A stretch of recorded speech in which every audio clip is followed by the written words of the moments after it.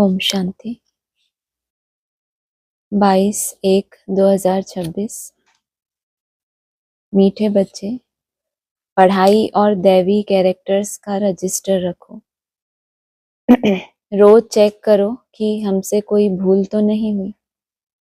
प्रश्न है, तुम बच्चे किस पुरुषार्थ से राजाई का तिलक प्राप्त कर सकते हो? उत्तर, सदा आज्ञाकारी रहने का पुरुषार्थ करो। संगम पर फरमान वरदार का टीका दो तो राजाई का तिलक मिल जाएगा। बेवफादार अर्थात आज्ञा को न मानने वाले राजाई का तिलक नहीं प्राप्त कर सकते। दूसरा है, कोई भी बीमारी सर्जन से छिपाओ नहीं, छिपाएंगे तो पद कम हो जाएगा। बाप जैसा प्यार का सागर बनो तो राजाई का तिलक मिल जाएगा। रूहानी बाप रूहानी बच्चों को समझा रहे हैं, पढ़ाई मन समझ। तुम बच्चे समझते हो यह पढ़ाई बहुत सहज और बहुत ऊंची है। अगर समझ पहले जैसी ही बनी हुई है, सालों पहले जैसी समझ थी वैसी ही अभी है, तो क्या कहें? पढ़ाई पढ़ रहे हैं। बाबा कह रहे हैं रूहानी बाप रूहानी बच्चों को पढ़ा रहे हैं, और पढ़ाई अर्थात समझदार बनते जाएं। तो कहा पढ़ाई कैसी है? बहुत सहज और बहुत ऊंची और बहुत ऊंच पद देने वाली है। यह सिर्फ तुम बच्चे ही जानते हो कि यह पढ़ाई हम विश्व का मालिक बनने के लिए पढ़ रहे हैं। तो पढ़ने वालों को बहुत खुशी होनी चाहिए। कितनी ऊंची पढ़ाई है। यह वही गीता एपिसोड भी है, संगम युग भी है। पढ़ाई की ऊंचाई क्यों है इतनी? कितनी ऊंची ऊंची पढ़ाइयां हैं, कितने प्रकांड विद्वान हैं शास्त्रों के, यही पढ़ाई ऊंची क्यों है? गीता में भी तो लिखा है कि आत्मा के बारे में, कि ये सब नष्टो मोहा बनो, ये सब गीता में भी तो लिखा है। लेकिन ये पढ़ाई इतनी ऊंची क्यों है? क्योंकि तुम प्रैक्टिकल में धारण करके क्या बनते हो? जो लक्ष्य दिया है गीता में भी, वो तुम प्रैक्टिकल बनते हो। वही गीता एपिसोड भी है, संगम युग भी है। तुम बच्चे अब जगे हो, बाकी सब सोए पड़े हैं। गायन भी है, माया की नींद में सोए पड़े हैं। तुमको बाबा ने आकर जगाया है। जगाया है मतलब क्या हुआ तुम्हारे साथ? कैसे पता चले कि बाकी सब सो रहे हैं और आपको बाबा ने क्या किया? जगाया है। बाकी ब्राह्मणों को पता नहीं है कि संगम युग है। और जगाया कब जाता है किसी को? किसी को कोई ट्रेन लेनी है और वो लेट हो जाएगा तो उसको क्या किया जाता है कि अब टाइम बहुत कम है, जल्दी से क्या करो, तैयार हो जाओ, तुमको वो ट्रेन पकड़नी है। तो बस सब सोए पड़े हैं और बाबा ने तुमको समय का ज्ञान दे दिया, कौन सा समय चल रहा है और किस विधि से एवर रेडी होना है, वहां लक्ष्य तक कैसे पहुंचना है। विधि भी दे दी और समय का ज्ञान भी दे दिया, तो तुमको जगाया। सिर्फ एक बात पर समझाते हैं मीठे बच्चे, याद की यात्रा के बल से तुम सारे विश्व पर राज्य करो, जैसे कल पहले किया था। यह स्मृति बाप दिलाते हैं। बच्चे भी समझते हैं हमें स्मृति आई, कल कल हम इस योग बल से विश्व का मालिक बनते हैं। और फिर दैवी गुण भी धारण किए हैं। योग में ही पूरा ध्यान देना है। कितने कल बीत गए, तुमको स्मृति दिला रहे हैं। कितने कल बीत गए और आदि में जो तुमने पुरुषार्थ किया तो कहाँ तक पहुंचे? तुमको लक्ष्य दिया, तुम अपने जितना पद ऊंचा लेना चाहो तुम ले सकते हो। फिर बाबा ने कहा कोई कोई रजो तक पहुंचे हैं और सतो तक कोई मुश्किल से पहुंचे हैं, माना सतो तक भी बहुत मुश्किल से पहुंचे हैं। और ऐसे समय पे अगर तुम सतो प्रधान बन गए तो क्या कहें? विश्व के क्या हो गए? तुम राजा हो गए, तुम मालिक हो गए, क्योंकि तुमसे ऊंचा कोई बना ही नहीं। फिर दैवी गुण भी धारण किए हैं। योग पर ही पूरा ध्यान देना है। इस योग बल से तुम बच्चों में ऑटोमेटिकली दैवी गुण आ जाते हैं। बरोबर यह इम्तिहान है ही मनुष्य से देवता बनने का। तुम यहाँ आए हो योग बल से मनुष्य से देवता बनने के लिए, और यह भी जानते हो हमारे योग बल से सारा विश्व पवित्र होना है। पवित्र था अब अपवित्र बना है। विश्व के मालिक भी कब कहलाएंगे? कोई राजा है, अपनी प्रजा का मालिक भी कब मानती है प्रजा? जब उसका कुछ ना कुछ क्या करे, उद्धार करे, उनकी उन्नति करे, तब वो मानेंगे कि ये हमारा राजा है। तुम विश्व के मालिक बन गए और विश्व की कोई आत्माएं तुम्हारे वाइब्रेशन से पवित्र ही ना बनी तो क्या कहेंगे? यह भी जानते हो हमारे योग बल से सारा विश्व पवित्र होना है। पवित्र था अब अपवित्र बना है। सारे चक्र के राज को तुम बच्चों ने समझा है और दिल में भी है। भल कोई नया हो तो भी यह बातें बहुत सहज हैं समझने की। तुम देवता पूज्य थे, फिर पुजारी तमो प्रधान बने और कोई ऐसे बतला भी न सके। आदि में तुम कहाँ तक पहुंचे? पूज्य थे। ब्रह्मा बाबा ने क्या बोला? जो नारायण बने हुए हैं हम उनकी क्या करते हैं? खातिरी करते हैं, अर्थात राम भी पढ़ते हैं, नारायण भी पढ़ते हैं। टाइटल्स मिले थे ना आदि में, तो तुम क्या थे उस समय? पूज्य। फिर नया जन्म लिया तो क्या किया? फिर जब कहाँ गए? पहले माँ की गोद में गए तो वहां भी नंबरवार ऊंची ऊंची आत्माएं होती हैं ना, जिनके सामने क्या होते हो? नतमस्तक होते हो। तो फिर तुम पुजारी बन गए। बाप क्लियर बताते हैं, वह है भक्ति मार्ग, यह है ज्ञान मार्ग। भक्ति पास्ट हो गई। भक्ति कब तक थी? जब तक तुमको अपनी स्मृति नहीं आई तब तक बुद्धि भागती रहती थी। यह है ज्ञान मार्ग। भक्ति पास्ट हो गई। पास्ट की बात चितवो नहीं, वो तो गिरने की बात है। पास्ट में जो भी कुछ हुआ किस आधार से हुआ? क्यों नहीं चितवें? क्योंकि वो कुछ ना कुछ ऐसी भूलें हैं जो आपको अभी भी क्या करती हैं, स्मृति में आती हैं तो उमंग उत्साह डाउन करती हैं। गिरने की बातें हैं, वो तो गिरने की बात है। बाप अब चढ़ने की बातें सुना रहे हैं। बच्चे भी जानते हैं हमको दैवी गुण धारण करने हैं जरूर। पीछे तो बोला कि योग बल से क्या होगा? ऑटोमेटिकली आ जाएंगे। फिर नीचे ऐसा क्यों बोला? ऑटोमेटिकली भी किनके अंदर आएंगे? जिनका उनके ऊपर अटेंशन होगा कि मुझे आत्मा को ये दिव्य गुण धारण करना है, उसके बाद अपने योग बल को बढ़ाना और योग बल बढ़ाते जाना, आत्मा बनते जाना, लेकिन पुण्य आत्मा ना बनना। तो आत्मा तो सबको ही बनना है, लेकिन तुमको क्या करना है? बड़ा इम्तिहान क्या बताया? मनुष्य से देवता बनना, अर्थात दिव्य गुण धारण करना। रोज चार्ट लिखना चाहिए, हम कितना समय याद में रहते हैं, हमारे से क्या क्या भूलें हुई। भूल की भारी चोट भी लगती है। उस पढ़ाई में भी कैरेक्टर्स देखे जाते हैं, इसमें भी कैरेक्टर देखा जाता है।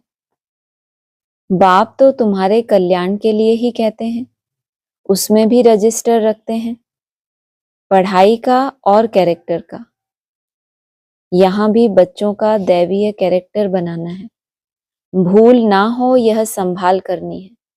मेरे से कोई भूल तो नहीं हुई, इसीलिए कचहरी भी करते हैं। और कोई स्कूल आदि में कचहरी नहीं होती। उस कचहरी में क्या होता है? कलयुगी कचहरी कैसी होती है? कभी देखिए कलयुगी कचहरी में क्या होता है? एक पक्ष होता है, दूसरा पक्ष होता है, दोनों ही एक दूसरे के ऊपर क्या करते हैं? आरोप प्रत्यारोप लगाते रहते हैं। और तुम्हारी कचहरी कैसी बताई? और कोई स्कूल ऐसा नहीं है जहाँ ऐसी कचहरी होती हो। कलयुगी कचहरियां तो होती हैं कि एक दूसरे को दोष देते रहना मना। कलयुगी कचहरी और तुम्हारी कचहरी कैसी है? स्वयं को दोषी समझना पहले और फिर स्वीकार करना सबके बीच में। अपनी दिल से पूछना है, बाप ने समझाया है माया के कारण कुछ ना कुछ अवज्ञाएं होती रहती हैं। शुरू में भी कचहरी होती थी, बच्चे सच बताते थे। बच्चों को कहाँ से पहचान लिया बाबा ने? जब शुरू में कचहरी की। और ये बच्चे कैसे थे? हाँ, निर्भीक होके सच बताते थे। बाप समझाते रहते हैं, अगर सच ना बताया तो वह भूलें वृद्धि को पाती रहेंगी। उल्टा और भूल का दंड मिल जाता है। क्या दंड मिला? क्या दंड बताया? कि वो भूल क्या होगी? छुपा लिया तुमने। इसका मतलब तुमको उस भूल से क्या है, उस कमी से क्या है? प्यार है ना। प्यारी चीज को छुपा के रखते हैं कि क्या हो, कोई देखे ना। तो फिर क्या कहा? भूलें वृद्धि को पाती रहती हैं, उस उल्टा और ही भूल का दंड मिल जाता है। भूल ना बताने से फिर ना फरमान वरदार का टीका लग जाता है, फिर राजाई का तिलक मिल ना सके। स्व के ऊपर क्या करना है, हमें राजाई करनी है, अपने इस भटके हुए मन के ऊपर राजाई करनी है। उसके लिए क्या चाहिए, विधि से सिद्धि होगी या तुमको जो विधि अच्छी लगेगी उसको फॉलो करोगे तो सिद्धि होगी। कुछ दिया, कुछ छुपाया तो क्या कहा, फरमान वरदार का टीका लगाने से क्या होगा, राजाई का तिलक मिलेगा। और ना फरमान वरदार का टीका लग जाता है कब, जब भूल नहीं बताते, आज्ञा नहीं मानते, बेवफादार बनते हैं तो राजाई पा नहीं सकते। सर्जन भिन्न भिन्न प्रकार से समझाते रहते हैं। सर्जन से अगर बीमारी छिपाएंगे तो पद भी कम हो जाएगा। सर्जन को बताने से कोई मार तो पड़ती है ना। बाप सिर्फ कहेंगे सावधान, फिर अगर ऐसी भूल करेंगे तो नुकसान को पाएंगे, पद बहुत कम हो जाएगा। वहां तो नेचुरल दैवीय चलन होगी, यहाँ पुरुषार्थ करना है। घड़ी घड़ी फेल नहीं होना, कल भी रिपीट किया, कल भी बोला था, आज फिर रिपीट किया। क्या अवस्था होनी चाहिए, दैवी चलन कैसी हो जाए, आपकी नेचर में आती जाए, इतना सुंदर रियलाइजेशन हो। और फिर क्या हो, चेक करने के बाद जो योग बल धारण कर रहे हैं, रोज इतना इतना घंटे मिनट्स जो भी टारगेट रखते हैं, उसका प्रयोग कहाँ दिखना चाहिए, नेचुरल रूप से आपकी चलन दैवी होती जाए। घड़ी घड़ी फेल नहीं होना। बाप कहते हैं बच्चे जास्ती भूल ना करो, बाप बहुत प्यार का सागर है, बच्चों को भी बनना है। यथा बाप तथा बच्चे, यथा राजा रानी तथा प्रजा। बाबा तो राजा है नहीं, तुम जानते हो, बाबा हमको आप समान बनाते हैं। बाप की जो महिमा करते हैं वह तुम्हारी भी होनी चाहिए। बाबा समान बनना है। माया बड़ी प्रबल है, तुमको रजिस्टर रखने नहीं देती है। माया के फंदे में तो पूरा फंसे हुए हैं। माया की जेल से तुम निकल नहीं सकते हो। सच बताते नहीं हो तो बाप कहते हैं एक्यूरेट याद का चार्ट रखो। सुबह को उठ बाबा को याद करो, बाप की ही महिमा करो। कल क्या बोला, सवेरे सवेरे उठ के क्या करो, बाबा से गुड मॉर्निंग करो। गुड मॉर्निंग अर्थात याद करना और खुशी में रहना। बाबा आप हमको विश्व का मालिक बनाते हो तो हम आपकी महिमा करेंगे। भक्ति मार्ग में कितनी महिमा गाते हैं। तो यहाँ भी क्या बताया, ब्रह्मा बाबा ने अपना अनुभव कैसा बताया, हम उठेंगे तो क्या करेंगे, आपकी महिमा करेंगे। और भक्ति में भी क्या करते हैं, महिमा ही गाते हैं। उनको तो कुछ भी पता नहीं, देवताओं की महिमा है नहीं, महिमा है तुम ब्राह्मणों की। सबको सदगति देने वाला भी एक बाप है, वह क्रिएटर भी है, डायरेक्टर भी है, सर्विस भी करते हैं। कल भी क्या बोला, क्रिएटर को ड्रामा जरूर कैसा लगेगा, अच्छा लगेगा। क्रिएटर भी है, ड्रामा क्रिएट किया और उसके बाद डायरेक्शन देने के लिए कल भी तो बोला, सिर्फ बाप आके घर थोड़ी चले जाएंगे, टीचर के रूप में पढ़ाते हैं और फिर तुमको याद की यात्रा भी सिखलाते हैं। बच्चों को समझा सर्विस भी करते हैं और बच्चों को समझाते भी हैं, प्रैक्टिकल में कहते हैं। वो तो सिर्फ भगवानुवाद सुनते रहते हैं शास्त्रों से, मुरलियां पढ़ते हैं ब्राह्मण तो क्या है, सुन ही रहे हैं ना। प्रैक्टिकल में कोई जीवन बदला क्या, प्रैक्टिकल कब कहें, जब बाप भी तुम्हारे सन्मुख प्रैक्टिकल हो। गीता पढ़ते आते हैं, फिर उनसे क्या मिलता है, कितना प्रेम से बैठ पढ़ते हैं, भक्ति करते हैं, पता नहीं पड़ता कि इनसे क्या होगा।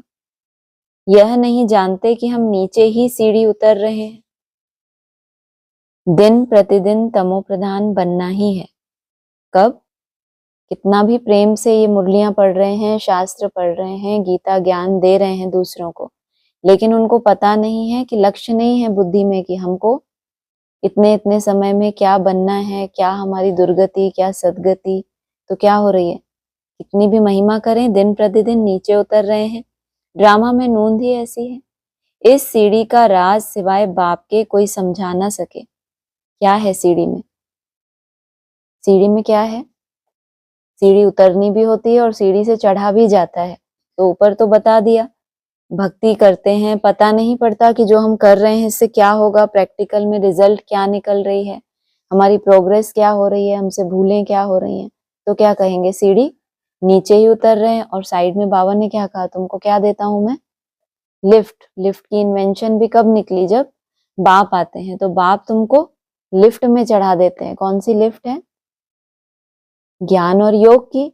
अगर दोनों ही तुम्हारे पंख मजबूत हैं तो क्या होगा, ऊपर उड़ेंगे या सीढ़ी सीढ़ी नीचे उतरेंगे।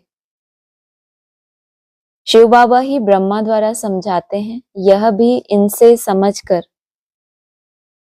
फिर तुमको समझाते हैं। शिव बाबा ने किसके द्वारा समझाया, ब्रह्मा के द्वारा समझाते हैं। और यह ब्रह्मा भी इनसे समझकर, समझना कैसे होता है, बिंदी से। मुरली में क्लियर लिखा है, बाप लिखाते थे और बाबा लिखते थे। तो लिखवाने वाला, लिखने वाला फिर बोला भी है कि प्रैक्टिस भी कराते थे कि देखें कैसी मुरली चलाते हैं। 5-6 बार वो रिपीट करते थे उस मुरली को, लिखे हुए को, तब वेरीफाई करते थे। तो कोई वेरीफाई करने वाला साकार में होना चाहिए ना। तो कहा, यह भी इनसे समझकर फिर तुमको समझाते हैं। मूल बड़ा टीचर, बड़ा सर्जन तो बाप ही है, उनको ही याद करना है। ऐसे नहीं कहते कि ब्राह्मणी को याद करो, याद तो एक की रखनी है। कभी भी किसी के साथ मोह नहीं रखना। एक बाप से ही शिक्षा लेनी है, निर्मोही भी बनना है। इसमें बड़ी मेहनत चाहिए। सारी पुरानी दुनिया से वैराग्य, यह तो खत्म हुई पड़ी है। इसमें लव या आसक्ति कुछ भी नहीं। कितने बड़े बड़े मकान आदि बनाते रहते हैं, उन्हों को यह भी पता नहीं कि यह पुरानी दुनिया बाकी कितना समय है। तुम बच्चे अब जगे हो, औरों को भी जगाते हो। बाप आत्माओं को ही जगाते हैं। आत्मा भी सोती है, कभी सो जाती है आत्मा। जिन्होंने हर कल्प में, चाहे आदि में, चाहे जब से ब्राह्मण बने, जो भी कल्प में ये चक्कर लगाया, इन्होंने क्या किया, कुछ ना कुछ। इंसान है ये, इंसान माना आत्मिक स्थिति की शान में रहे हैं। तो ऐसी आत्माओं को जगाते हैं, घड़ी घड़ी कहते हैं अपने को आत्मा समझो। शरीर समझते हो तो जैसे सोए पड़े हो। खुद को देह समझना अर्थात जैसे कि चेतना नहीं है। आत्मा कैसी है, चैतन्य है, और सोए पड़े हैं अर्थात चेतना कहाँ जा रही है, चेतना खो रही है, चेतना से दूर जा रहे हैं। अपने को आत्मा समझो और बाप को भी याद करो। आत्मा पतित है तो शरीर भी पतित मिलता है। आत्मा पावन तो शरीर भी पावन मिलता है। बाप समझाते हैं, तुम ही इस देवी देवता घराने के थे, फिर तुम ही बन जाएंगे। कितना सहज है। ऐसे बेहद के बाप को हम क्यों नहीं याद करेंगे। सुबह उठकर भी बाप को याद करो। बाबा आपकी तो कमाल है, आप हमको कितना ऊंच देवी देवता बनाकर फिर निर्वाण धाम में बैठ जाते हो। इतना ऊंच तो कोई बना ना सके। आप कितना सहज कर बतलाते हो। कौन सा लक्ष्य लिया, आप निर्वाण धाम में बैठ गए और हमको कहाँ भेज दिया, स्वर्ग में भेजा, माना हम देवी देवता बने।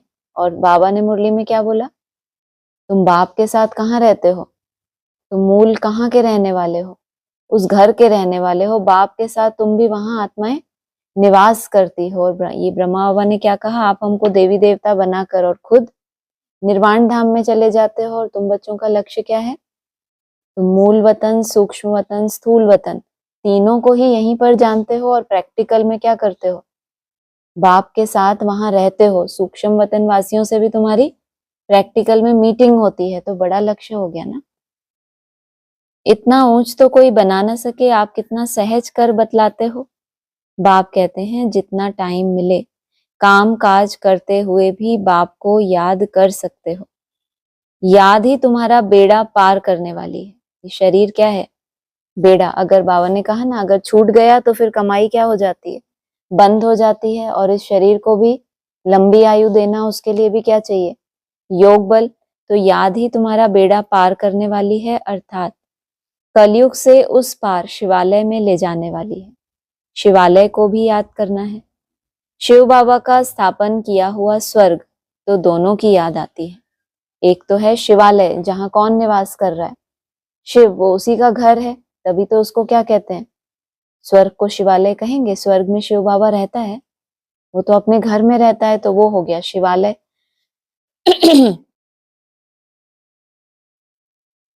शिव बाबा को याद करने से हम स्वर्ग का मालिक बनेंगे।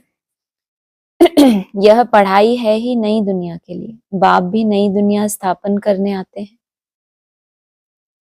जरूर बाप आकर कोई तो कर्तव्य करेंगे ना। पहले क्या कर्तव्य किया? पहले त्रिमूर्ति के द्वारा कर्तव्य किया, पहले ब्रह्मा के द्वारा माँ का कर्तव्य, फिर टीचर के रूप में विस्तार किया ज्ञान का, और सदगुरु द्वारा सदगति। फिर क्या कहा? बाप आकर कोई तो कर्तव्य करेंगे ना। तुम देखते भी हो मैं पाठ बजा रहा हूँ ड्रामा के प्लान अनुसार। तुम बच्चों को 5000 वर्ष पहले वाली याद की यात्रा और आदि मध्य अंत का राज बताता हूँ। तुम जानते हो हर 5000 वर्ष के बाद बाबा हमारे सन्मुख आता है। याद की यात्रा का भी क्या चाहिए? सृष्टि के आदि मध्य अंत तो ठीक है, लेकिन याद की यात्रा तो पर्सनल होती है। लेकिन उस याद की यात्रा का भी कोई राज है कि कैसे ये उल्टी सीढ़ी चढ़ते चढ़ते कहाँ पहुंचते हो, तो तुम्हारी कितनी अवस्था होती है, कहाँ 8 घंटे 12 16, तो ये भी क्या है? याद की यात्रा के भी राज हैं जो बाप समझाते हैं।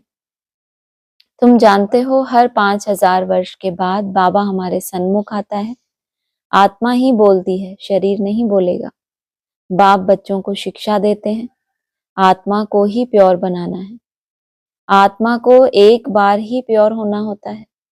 बाबा कहते हैं मैंने अनेक बार तुमको पढ़ाया, फिर भी पढ़ाऊंगा।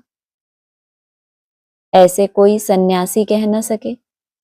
बाप ही कहते हैं बच्चे, मैं ड्रामा के प्लान अनुसार पढ़ाने आया हूं, फिर 5000 वर्ष के बाद ऐसे ही आकर पढ़ाऊंगा।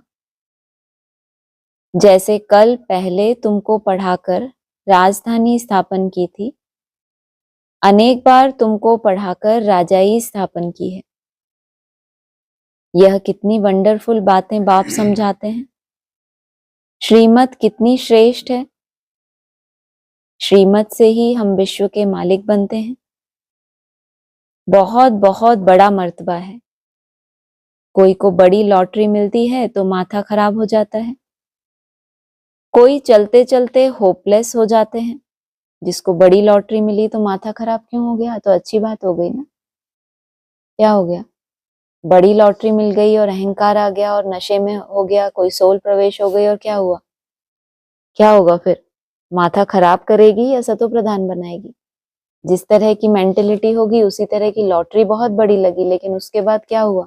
माथा खराब हो गया। कोई कोई फिर हीन भावना से होपलेस हो गए।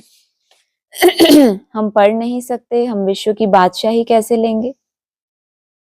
तुम बच्चों को बहुत खुशी होनी चाहिए। बाबा कहते हैं अतीन्द्रिय सुख और खुशी की बातें मेरे बच्चों से पूछो।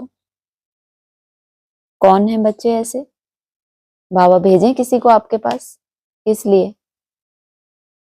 अतीन्द्रिय सुख की बातें और दूसरा खुशी की बातें पूछना है तो मेरे बच्चों से पूछो। तो ऐसे हैं कि बाबा हमारे पास भेजे ऐसे दुखी अशांत आत्माओं को जो क्या सुने, हमारे अनुभव सुने खुशी के, अतीन्द्रिय सुख के, तो क्या हो जाए? हाँ, वो भी अतीन्द्रिय सुख का अनुभव करें। तुम जानते हो, तुम जाते हो सबको खुशी की बातें सुनाने। तुम ही विश्व के मालिक थे, फिर 84 जन्म भोग गुलाम बने हो।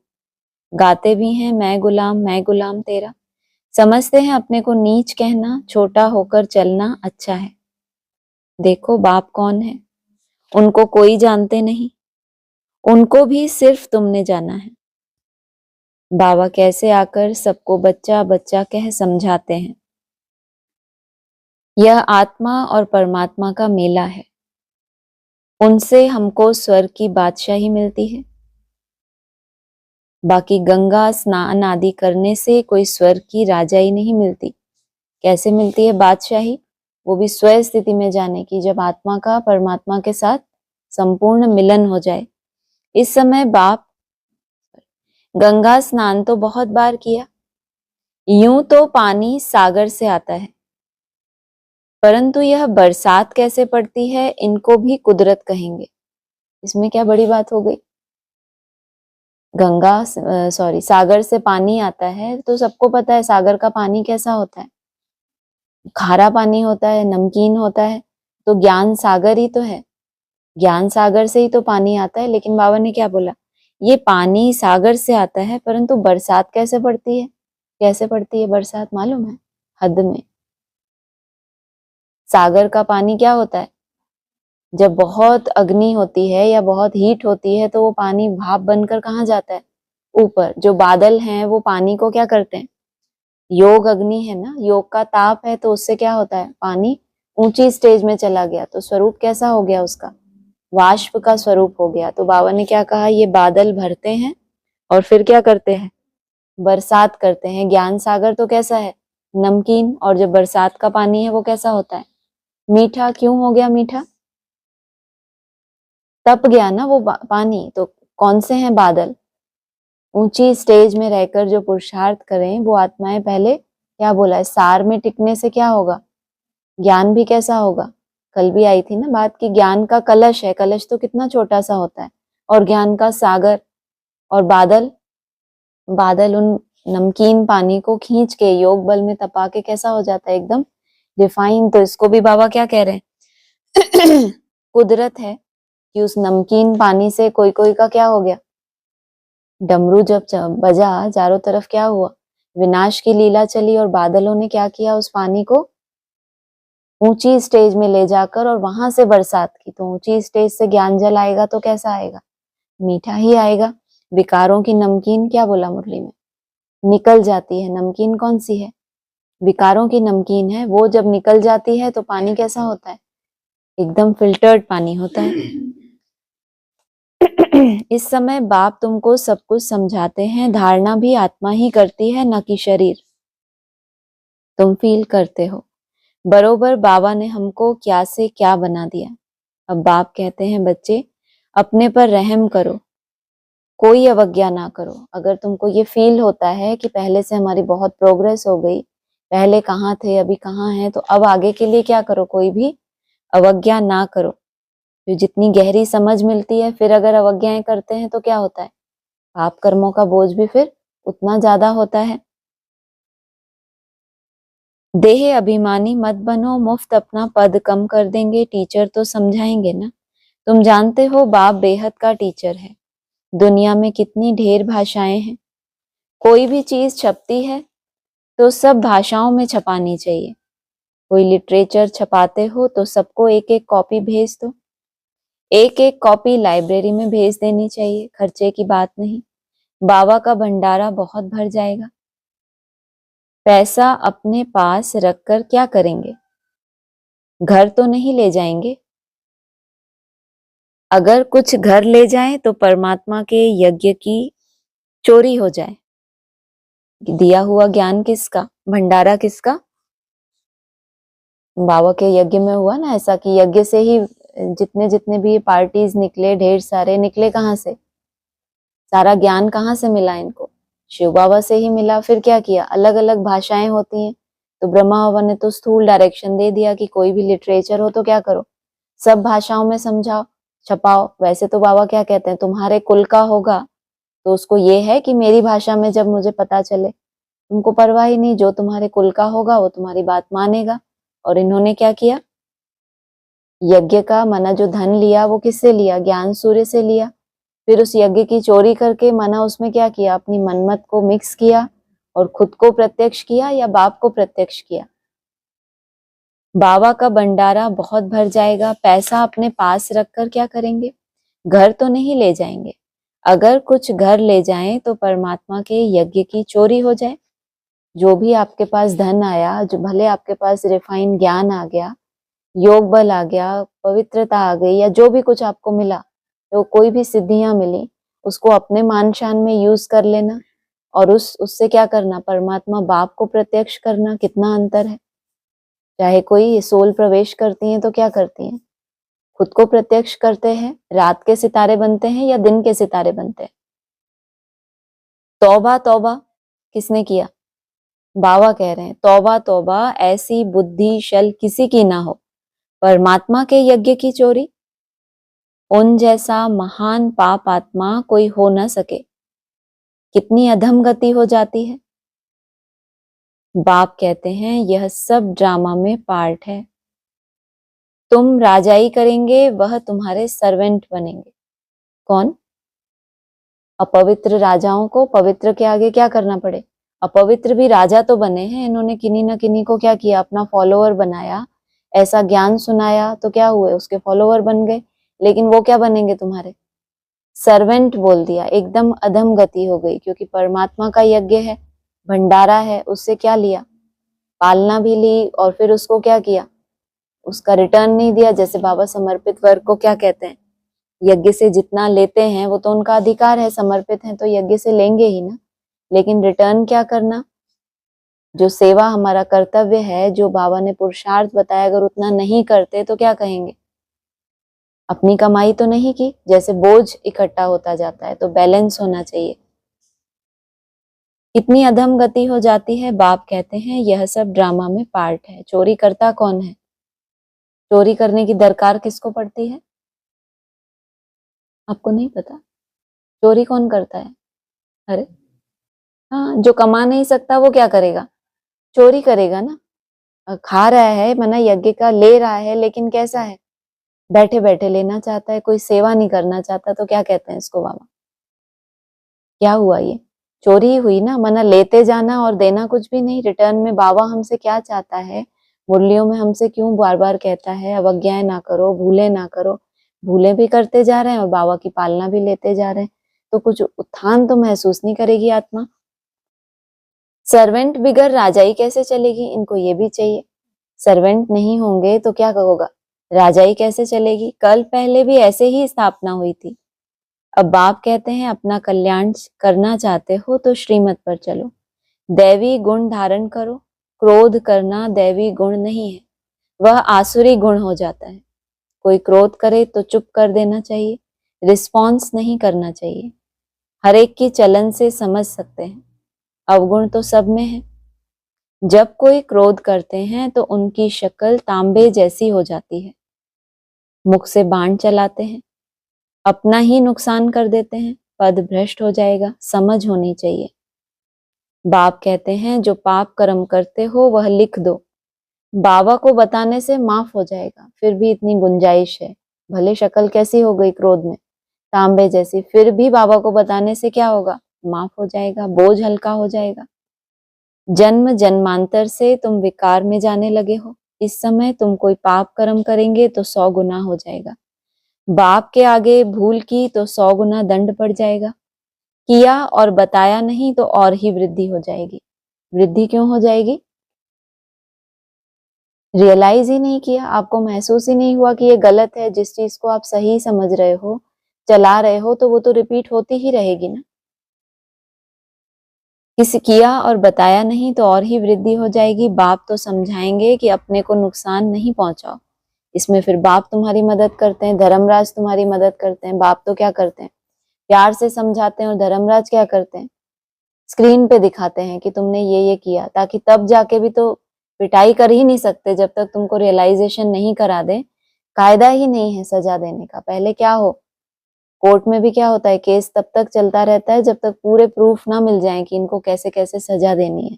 तो कहाँ तो खुद रियलाइज करना, हाँ, स्वीकार करना, दंड देना खुद को, और कहाँ जो बताया नहीं जिन्होंने।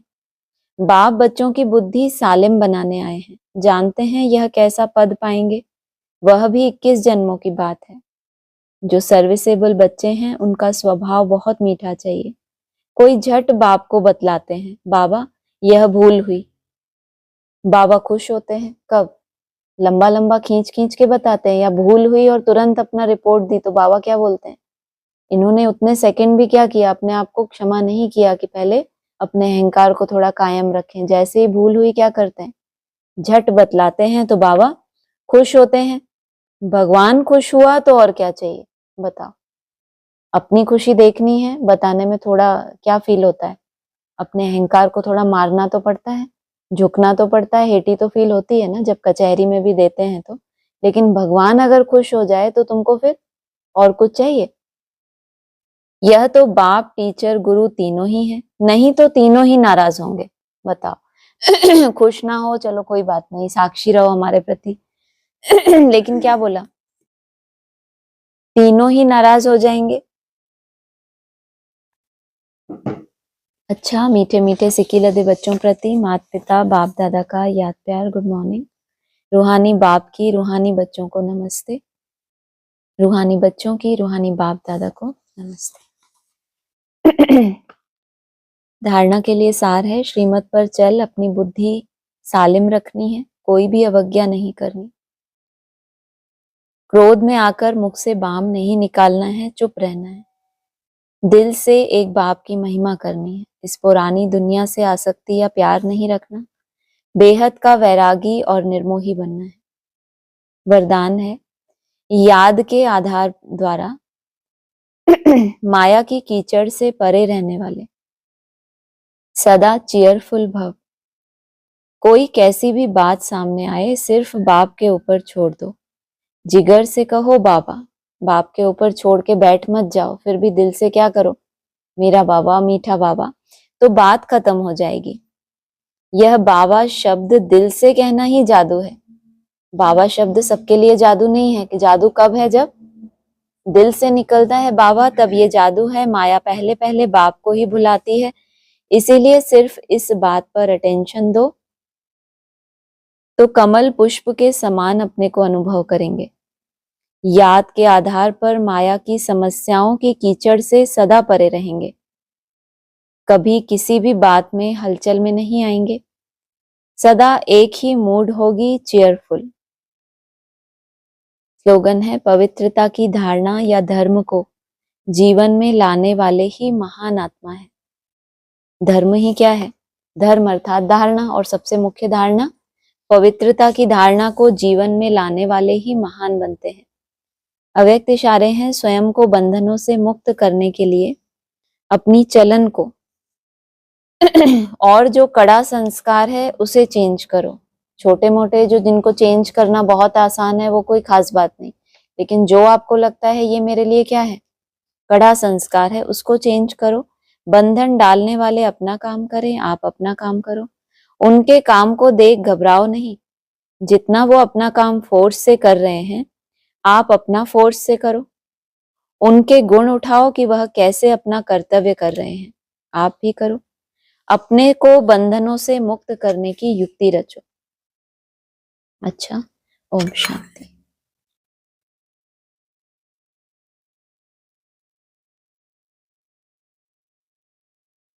साकार मुरली पॉइंट्स हैं।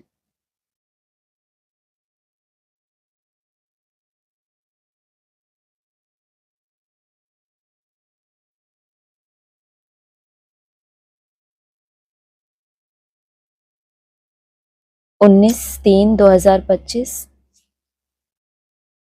तुम तो यहाँ का वर्षा ले जाते हो, हुनर भी सब यहाँ से ले जाएंगे। मकान आदि बनाने वाले फर्स्ट क्लास होंगे तो वहां भी बनाएंगे। बाजार आदि भी तो होगी ना, काम तो चलेगा। यहाँ से सीखा हुआ अकल ले जाते हैं, साइंस से भी अच्छे हुनर सीखते हैं, वह सब वहां काम में आएंगे। प्रजा में जाएंगे, कितने अच्छे अच्छे हुनर सीखे। हुनर भी कहाँ, नई दुनिया में भी जो होगी, साइंस को भी कितना समय चाहिए, वहां 100 वर्ष चाहिए पूरी स्थापना करने के लिए, अपना हुनर दिखाने के लिए। इतना हुनर उन्होंने यहाँ से लिया, लेकिन गए कहाँ? तुम्हारी प्रजा कहलाएंगे। तुम बच्चों को तो प्रजा में नहीं आना, तुम आए ही हो बाबा मम्मा के तख्त नशीन बनने। बाप जो श्रीमत देते हैं उस पर चलना है। फर्स्ट क्लास श्रीमत तो एक ही देते हैं, मुझे याद करो। अगला है, घड़ी घड़ी माया याद भुला देती है, देह अभिमान में ले आती है, बाप को याद करने नहीं देती, यह युद्ध चलती है। बाप कहते हैं तुम कर्म योगी तो हो ही, अच्छा दिन में याद नहीं कर सकते हो तो रात में याद करो। रात अर्थात अमृत वेले का समय। रात इसलिए कह देते हैं कि मोस्टली ब्राह्मण क्या करते हैं उस समय पर, जागृत होते हैं या सोते होते हैं, तो रात का अभ्यास दिन में काम आएगा। अमृत वेला कैसा है, फाउंडेशन वेला है, उस समय का किया हुआ अभ्यास सारे दिन में काम आएगा। अगर दिन में ऐसा लगता है कि नहीं इतना पावरफुल है तो अभ्यास कहाँ का बढ़ाओ, नुमा शाम और दूसरा फिर अमृत वेला। अगला है असली नाम है शिव, फिर सोमनाथ नाम रखा है। सोमनाथ सोम रस पिलाते हैं, ज्ञान धन देते हैं। फिर जब पुजारी बनते हैं तो कितना खर्चा करते हैं उनके मंदिर बनाने पर, क्योंकि सोम रस दिया है ना। वास्तव में नाम क्या है, शिव। सोमनाथ नाम रखा क्योंकि सोम अर्थात चंद्रमा को क्या किया, पहले पहले उसके स्वामी बने, उनको क्या किया, ग्रहण से मुक्त किया। क्या हुआ था, कोई हाँ रोग हुआ था, उससे मुक्त किया। सोम रस पिलाया, ज्ञान धन देते हैं। फिर जब पुजारी बनते हैं तो कितना खर्चा करते हैं, जिसको इतना श्रेष्ठ बनाया उन्होंने क्या किया, बहुत खर्चा किया। कब, जब पुजारी बने तो मंदिर बनाने में कितना खर्चा किया। और यहाँ संगम पर मंदिर कौन सा होता है, मन क्या होता है हमारा, मन भी मंदिर है ना। और इसमें किसको बिठाना है, हमें बाप को बिठाना है। तो बाबा क्या कहते हैं, मन मंदिर अगर तुम्हारा पवित्र नहीं है तो बाप उसमें बैठेगा। तो एक तो हो गया ये कि उस मन मंदिर को सुंदर बनाने के लिए भी कितना खर्चा करते हैं, संगम पे करते हैं ना खर्चा। हैं भले पुजारी, अभी पूज्य नहीं बने हैं, लेकिन उस मन मंदिर को बनाने के लिए, और फिर उसमें हीरे जवाहरात भी जड़ने हैं। चलो मंदिर बना दिया ईंटों का, लेकिन सजाना भी कैसे है, हमको एकदम ऊंची स्टेज में रहना है। और संगठन भी कैसा हो, जो उसमें हीरे जड़े जाएं वो भी कैसे हो, बहुत वैल्यूबल हो। क्योंकि सोमरस दिया है ना, सोमनाथ के साथ सोमनाथनी भी होगी। यथा राजा रानी तथा प्रजा, सब सोमनाथ सोमनाथनी है। तुम सोनी दुनिया में जाते हो, वहां सोने की ईंटें होती हैं, नहीं तो दीवारें आदि कैसे बने। बहुत सोना होता है, इसीलिए उसको सोने की दुनिया कहा जाता है। इस दुनिया में तो क्या है, किसी के पास अगर सोना है तो वो बहुत बड़े आदमी कहे जाते हैं। और वहां की दुनिया में, यहाँ सच्चाई सफाई बहुत कम है ना, दुनिया में झूठ की दुनिया है, कलयुग है।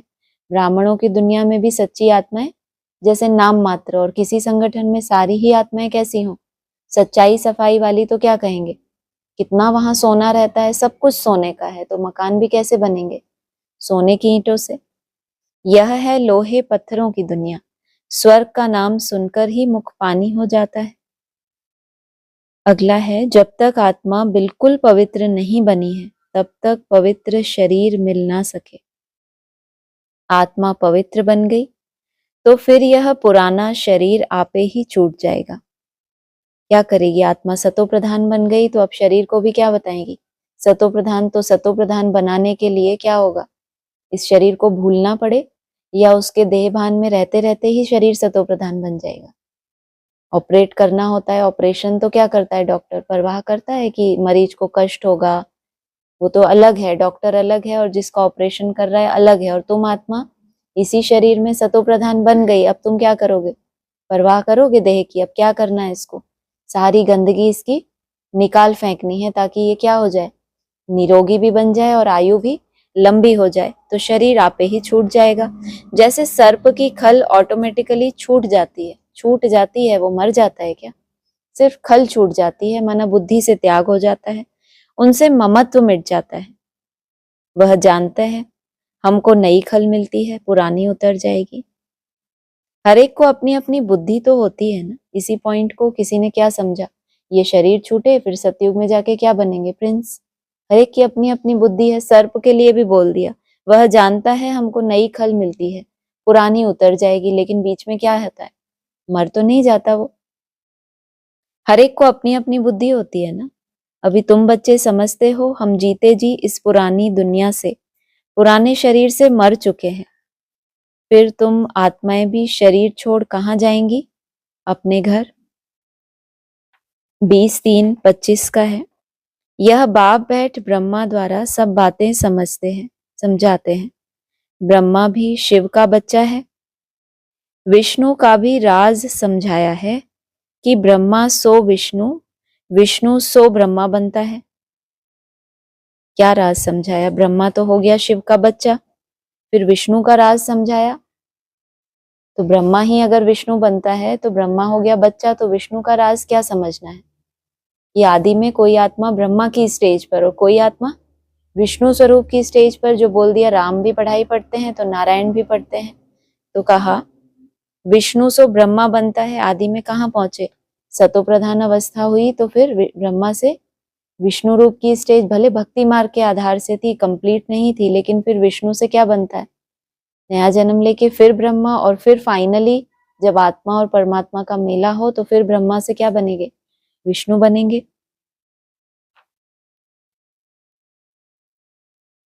अगला है, यह लक्ष्मी नारायण आगे जन्म में कौन थे?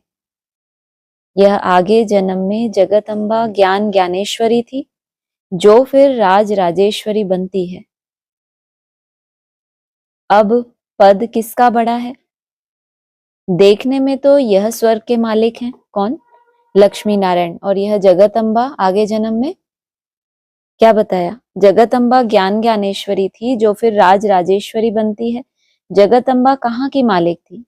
इनके पास क्यों जाते हैं? ब्रह्मा को भी 100 भुजा वाला, 200 भुजा वाला, 1000 भुजा वाला दिखाते हैं ना। जितने बच्चे होते जाते हैं भुजाएं बढ़ती जाती हैं।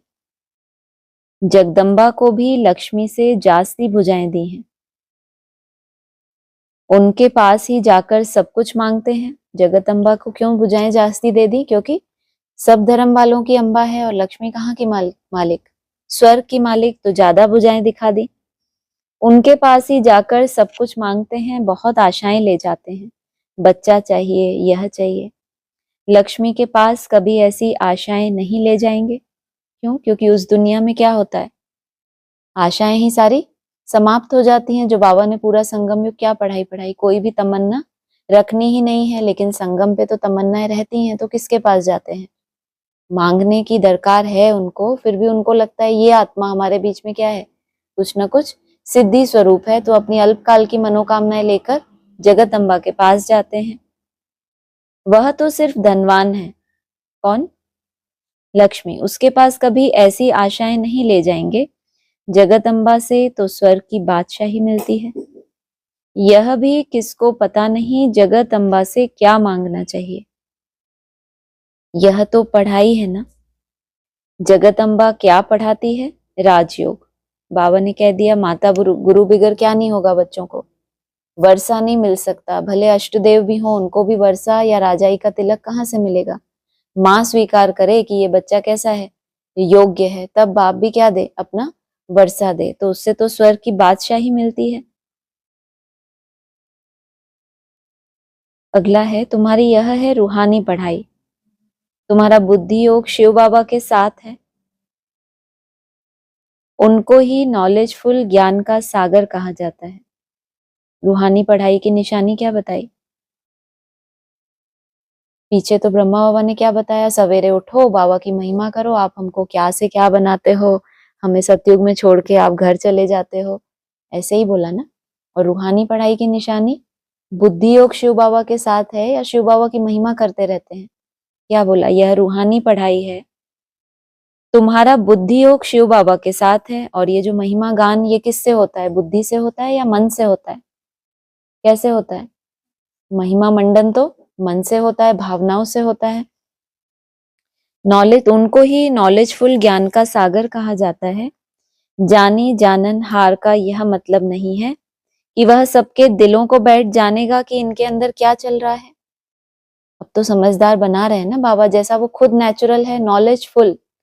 नॉलेज इतना भरपूर है कि एक्टिविटी से और चलन से ही समझ जाते हैं कि इस आत्मा का वाइब्रेशन क्या कैसा है। सोचो, ये तो सूक्ष्म बुद्धि की बात है, या जानी जानन हार की कोई सिद्धि की बात है? जानी जानन हार का यह मतलब नहीं कि वह सबके दिलों को बैठ जानेगा कि इनके अंदर क्या चल रहा है। वह जो थॉट रीडर होते हैं ना, वो सब सुनाते हैं। और कलयुगी दुनिया चल रही है एकदम लास्ट, ऐसे में भी ऐसे थॉट रीडर हैं। तो भगवान भी ऐसा ही होगा क्या? जैसा कलयुग का कोई भी साधारण आत्मा भी जो कर पा रही है, भगवान वैसी कोई सिद्धि दिखाने आया? क्या कहते हैं ना, मैं उन मनुष्यों जैसा हूँ, ना उन देवताओं जैसा हूँ, तो तुरिया आत्मा हूं ना मैं। लेकिन कैसी है? आत्मा और परमात्मा दोनों एकदम नेचुरल, कोई प्रकृति के नियमों का उसमें उल्लंघन नहीं है। वो तो कौन बताता है उसके मन में क्या चल रहा है? थॉट रीडर, या फिर इसको कहा जाता है भूत विद्या। अगला है, बच्चे जानते हैं परमपिता परमात्मा से हम अलग हो यहाँ पाठ बजाने आते हैं। तुम ही पहले पहले बिछड़े हो, तो शिव बाबा भी पहले पहले तुमसे ही मिलते हैं।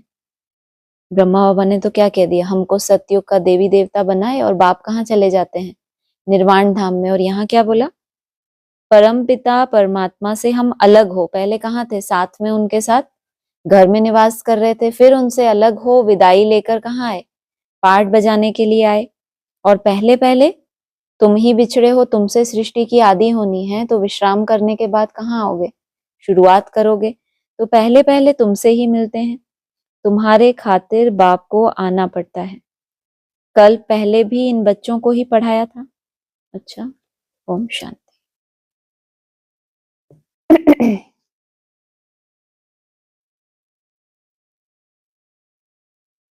किसी को ऑनलाइन कुछ बोलना है?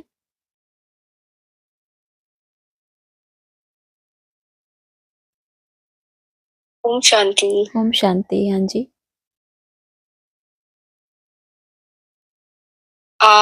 आज आया था कि इस योग बल से तुम बच्चों में ऑटोमेटिकली दैवी गुण आ जाएंगे। फिर उसके बाद आपने वैसे एक्सप्लेन कर दिया था। हाँ, मैंने पॉइंट नोट किया था। ठीक है। तो इस पे और कुछ कितनी भी कथा कर लो, उसमें क्या है?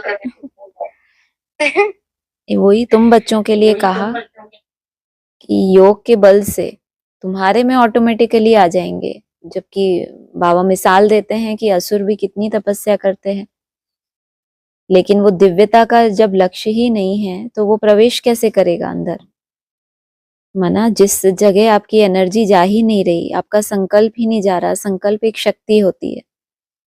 आप शक्ति लगाओगे, जिस भी चीज में ताकत लगाओगे, तो वो चीज आपको कभी ना कभी मिलेगी ना। कायदा ही है, पुरुषार्थ कभी व्यर्थ नहीं जाता। कोई भी फील्ड में, चाहे लौकिक में भी, बच्चे पढ़ाई करते हैं, मेहनत करते हैं, एक बार फेल होते हैं, छोड़ते नहीं, करते रहते हैं, तो कभी ना कभी उनको लक्ष्य तो प्राप्त होता ही है। लेकिन उनके अंदर वो बीज होता है कि मुझे ये बनना है। ऐसे ही तुम्हारे पास योग बल है, कोई दिव्य गुणों की अगर कमी भी है और तुम चातरक हो कि मुझे ये धारण करना है तो उसकी चिंता करने की दरकार नहीं, लेकिन कम से कम अटेंशन होना चाहिए। शक्ति ही नहीं लगाएंगे तो बाप कैसे जाने कि तुमको क्या चाहिए, या योग बल कैसे तुमको वो प्राप्त कराए? इसीलिए कहा कि संकल्प में बहुत शक्ति होती है। आपको पता है कि ये दिव्य गुण मुझे चाहिए, उसके बाद आप जो योग बल धारण करते हो, वो एनर्जी आपको उस गुण को अट्रैक्ट करती है। चाहे आप दूसरों में वो गुण को देखें, उससे भी वो गुण आपके अंदर आकर्षित होता है। दूसरों की विशेषताएं देखना, ये भी एक युक्ति है। और स्वयं के अंदर किसी संस्कार का परिवर्तन या कोई दिव्य गुण की एडिशन चाहते हैं, तो योग बल के साथ साथ उसके ऊपर अटेंशन। हाँ जी। हाँ जी। और अभी पॉइंट आया ना कि ब्रह्मा सो विष्णु, विष्णु सो ब्रह्मा। तो वो जो आदि की भी बात आपने बताई और हम समझते हैं, तो वो क्या ये वाली जो बात है वो एक ही आत्मा के लिए है? नहीं, इसको ऐसे भी समझते हैं कि ब्रह्मा की, बाबा कहते हैं ना ब्रह्मा सो विष्णु, बाबा ऐसे भी समझाते हैं कि ब्रह्मा की नाभि से विष्णु निकला। आदि में जो लक्ष्मी नारायण स्वरूप थे, विष्णु की नाभि से ब्रह्मा निकला। माना माता पिता थे, मुरली में ही आया है कि जाओ उन माता पिता के पास जो ध्यान में जाते हैं, सूक्ष्म वतन में जाते हैं। बाबा मना थोड़े ही करते हैं, माना ब्रह्मा बाबा हैं और कह रहे हैं तुम जाओ उनके पास, तो वो विष्णु स्वरूप हो गए। उनकी नाभि से 10 वर्ष के बाद जो ब्रह्मा बाबा को राज तिलक मिला, तो ब्रह्मा निकला। फिर वो ब्रह्मा जब उनका समय जब पूरा होता है, तो 76 के लिए बोला, आने वाले 10 वर्षों में लक्ष्मी नारायण का राज्य आ जाएगा। तो आने वाले 10 वर्ष 76 के लिए हुआ। राम बाप और छोटी माँ, उनका अनाउंसमेंट जो हुआ उस समय के लिए, तो वो विष्णु स्वरूप सामने आया। फिर विष्णु स्वरूप से 87 के लिए बोला है। कृष्ण बच्चा पीपल के पत्ते पर आया। माना जो रचना है वाइब्रेशन से, जिन राधा कृष्ण का जन्म होना है, उसमें भी जो कृष्ण बच्चा है वो पीपल के पत्ते पर आया पहले पहले, माना माँ के गर्भ में। ब्रह्मा कुमारी आश्रम या ब्रह्मा माँ से ज्ञान लेना अर्थात पीपल का पत्ता हो गया। तो वो विष्णु की नाभि से जो 76 में विष्णु स्वरूप आया, उनसे फिर ब्रह्मा निकला। तो ये ब्रह्मा सो विष्णु, विष्णु सो ब्रह्मा, ये चलता रहता है। हाँ जी। अच्छा, हाँ जी। और फिर ये बोला लास्ट में आया ना, भूल बताएंगे तो बाबा खुश हो जाएंगे, नहीं तो तीनों नाराज हो जाएंगे। झट बतलाएंगे। कोई कोई बच्चे हैं जो बाप को झट बतलाते हैं तो बाबा खुश होता है। कोई चीज सड़ा गला के फिर उसका अर्पण किया तो फिर क्या, अब उस भूल से आपका कितना संकल्प विकल्प, आपने भी अपना नुकसान किया, दूसरों के भी संकल्प चले। झट बताने से क्या होता है, वो पल नहीं पाती। अब वो चीज पल गई तो फिर उसको मिटाने में मेहनत ज्यादा लगे, इसलिए कहा बाबा को झट बताते हैं तो बाबा खुश होते हैं, नहीं बताते तो फिर नाराज होंगे। क्योंकि इन बच्चों ने राज को ही नहीं समझा। बाबा तो कभी किसी से नाराज होता ही नहीं, लेकिन साथ साथ धर्मराज भी है। अगर तुमने नहीं चेकिंग की अपनी तो फिर तुमको स्क्रीन पे दिखाएंगे, तो तुमको ऐसा लगेगा कि ये कितनी कड़ी सजा देते हैं, ये हमसे नाराज हैं। बाबा कहते हैं नाराज वो होते हैं जो राज को नहीं जानते। बच्चों को ऐसा लगता है, बाकी ऐसा तो होता नहीं है। बाप तो प्यार का ही सागर है, लेकिन समझानी देते हैं, साथ में धर्मराज भी है। खुद रियलाइज नहीं करते तो वो तो है ही, पवित्र तो बनाना ही है ना किसी भी विधि से। हाँ जी।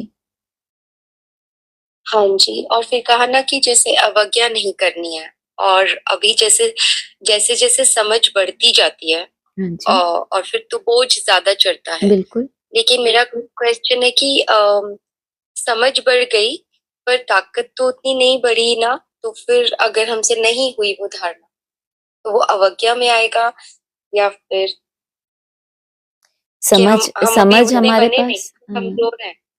समझ हमारे पास जो आई है वो इसीलिए ही तो आई है कि वो भूलों को हम धीरे धीरे क्या करें। अगर भूल हो भी गई तो उसके लिए अपने को सजा देना हमारी रॉयल सजा है।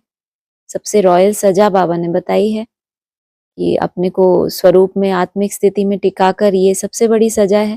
फांसी पे लटक जाना, कोई निश्चित समय अपने लिए फिक्स करना, तो कम से कम ये तो लगे कि ये भूल को हमने हल्के रूप में नहीं छोड़ा हुआ। अगर कोई सजा ही नहीं खुद को देंगे, कोई रियलाइजेशन नहीं होगा, तो वो तो रिपीट होती रहेगी। उसका भी टाइम फिक्स है, हर उतने समय के बाद उसको रिपीट होना ही है। अगर योग बल होगा तो वो गैप बढ़ता जाएगा। अगर गैप भी बढ़ रहा है तो भी ये कहेंगे कि चलो कम से कम प्रोग्रेस तो हो रही है ना। लेकिन हर थोड़े समय के बाद, इसलिए कहा घड़ी घड़ी नहीं होनी चाहिए भूले, ज्यादा भूले ना करो, ये भी मुरली में आया। वरना वही वही बातें रिपीट होते रहना, तो फिर समझ अगर जीवन में ही नहीं उतरी, और वो उतारनी भी तो हमें ही है, कोई अलग से तो कृपा नहीं होनी। तो जो समझ मिली है उसको जितना मंथन करेंगे सेल्फ के लिए, तो प्रैक्टिकल के लिए भी जो हम याद कर रहे हैं वो इसीलिए ही तो हमारी लाइफ चेंज हो। एकदम से नहीं होता, लेकिन अगर आपका गैप भी बढ़ता जा रहा है तो भी कहेंगे कि हमारी प्रोग्रेस हो रही है।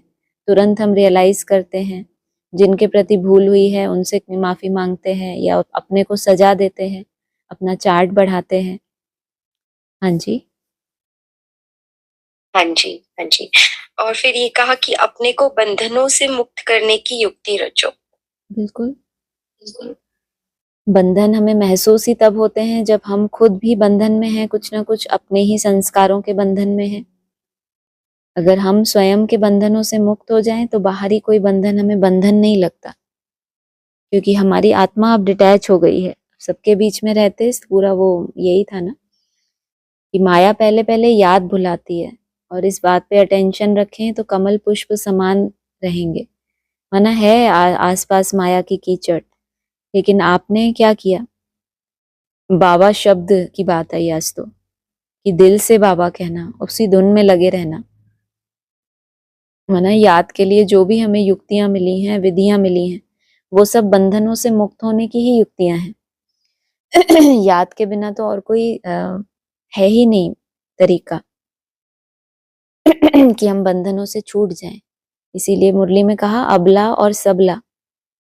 अबलाएं मार खाती हैं, तो बाबा ने एक जगह, तो वैसे तो हमें बहुत ऐसा लगता है कि अरे बेचारी अबला मार खाती हैं, कितना सहन करती हैं। बाबा ने कहा अगर सबला हो, अगर योग बल धारण कर ले तो सबला बन जाए, तो कभी कोई परिस्थिति मार कर ही नहीं सकती।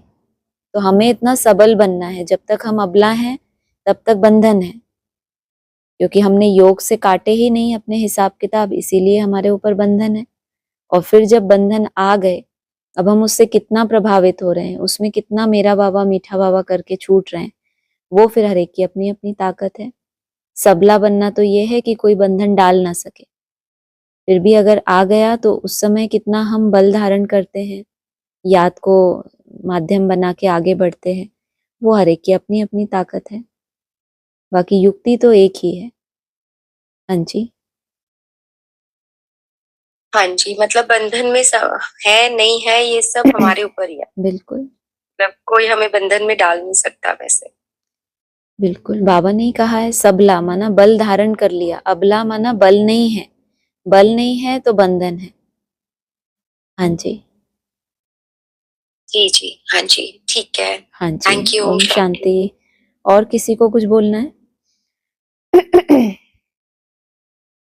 ठीक ओम है। शांति दीदी। ओम शांति। हाँ जी, जैसे अभी तनु जी से बात हुई ना, तो आपने बताया कि झट बतलाओ बाप से, यदि कोई गलती होती है तो उसमें हाँ से हम थोड़ा निराकरण मिल सकता है। बिल्कुल। पर जो हमने एक गलत किया है या गलती हुई है, माफी भी मांग लेते, पर वो कर्म में तो आता ही है ना दीदी। तो उसका बीज जो हमने डाला है उसका कुछ ना कुछ तो फल मिलेगा। नहीं, यही तो गीता में भी लिखा है ना, अ, सभी पापों से तुम्हें मुक्त कर दूंगा। जरूर किए हुए पाप हैं, लेकिन योग बल आपने इतना बढ़ा लिया, अब आप भूले नहीं कर रहे, वो तो एक एडिशन हो गई याद से। लेकिन योग बल जब ज्वाला स्वरूप होता है, जब एकदम पावरफुल होता है तो उसमें हमारे पुराने किए हुए भी सब पाप कर्म भस्म हो जाते हैं, तभी तो आत्मा बाप समान बनती है। कोई भी अगर पास्ट की लीका रह गई तो बाप समान कैसे बनेगी? इसलिए योग बल जब बढ़ जाता है, पहले तो होता है कि योग बल हमें विकर्मों से छुड़ाता है, हम कोई विकर्म ना करे। जब योग बल और ऊंची स्टेज में जाता है तो पिछला जो भी कुछ है सब खत्म हो जाता है, केवल जीरो बन जाते हैं आप, तभी बाप समान बनते हैं। हाँ जी, तो जो योग बल की क्रिया है, और रात को भी हम सिखाया है कि रात को सोने से पहले भी हम अ, प्रतिक्रमणा, जैसे उसको क्या फॉरगिवनेस कहते हैं, तो हाँ वो करके भी हम सोते हैं। तो फिर हमें वो पिछले जो किए गए कर्म है उसको याद करना है, या फिर किस विधि से हमें उसको निकालना है? हाँ जी। बाबा ने कहा ना, पास्ट में भक्ति में जो भी पास्ट हो गया उसको चितवो नहीं, हमेशा प्रेजेंट में रहना है हमें। पास्ट में जाएंगे वो गिरने की बातें हैं, कुछ भूलें हमसे हुई, कुछ हमारे प्रति किसी ने गलत किया, वो सब कुछ गिरने की बात है। आपको अपनी वर्तमान स्थिति से वो बात चिंतन करेंगे तो नीचे ही ले जाएगी। तो हमेशा वर्तमान में रहना है कि अभी जो मुझे मिला है तरीका, इससे पुराने पिछले जो भी हैं, पिछले जन्मों के भी, वो सब समाप्त कर सकती हूँ मैं। तो एक हमें खुला स्टेज मिला है, एक चांस मिला है वो सब कुछ खत्म करने का। तो इस चांस में भी अगर उनका चिंतन बीच बीच में आता रहेगा तो मन डाउन में जाएगा, तो फिर उतनी याद नहीं कर पाएंगे। इसलिए प्रेजेंट में रहना चाहिए हमेशा। हाँ जी, हाँ, हो गया। ठीक ओम ठीक। शांति। ओम शांति। और किसी को बोलना है कुछ?